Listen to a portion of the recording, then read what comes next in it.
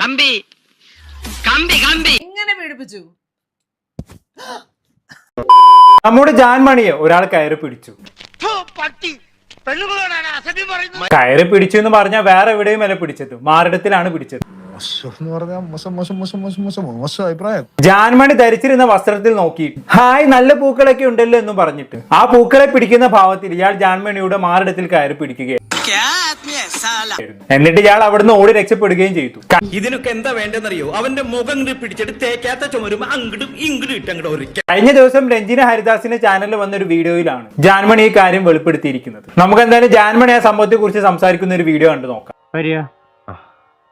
നോക്കിക്കോളൂ. ഇന്ന് എന്താണ് ഹോട്ട് ന്യൂസ്? യു പീഡിപ്പിക്കൽ fight somebody. No, somebody has പീഡിപ്പിക്കൽ ഫൈറ്റ് യു. ആരാണ് എന്റെ ജാൻമണിയെ പീഡിപ്പിച്ചേ?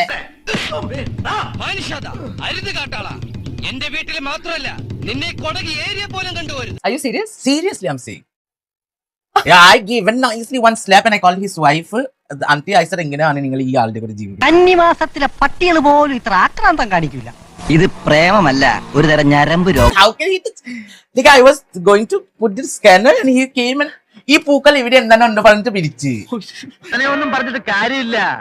തറവാട്ട് മഹിമ എന്ന് പറഞ്ഞ സാധനമുണ്ട്. അതൊന്നും ഇവന്റെ പടിവാളന്റെ 5 അയലോത്ര പോയിട്ട്. സ്റ്റെഫി ജാനിനെ കയറി പിടിച്ചു ഒരാള്. കിളവൻ. ഒരു കിളവൻ. ആയുസ് തീർന്നിട്ട് ആർത്തി തീർന്നില്ലേ? എന്തൊരു ഒലിപ്പ്. അഡിക്ഷൻ. പിന്നെ ഭാര്യയൊക്കെ ചോദിച്ച് എന്താണ് ചേച്ചി തന്നിട്ടില്ലേ? അപ്പൊ എന്താണെന്ന് വെച്ചാ ഇവിടെ ഭയങ്കര പൊന്നീറ്റർ ശല്യം. ഞാൻ പോട്ടെ. This is not a laughing matter. Stop touching people. Stop touching people that are not your people.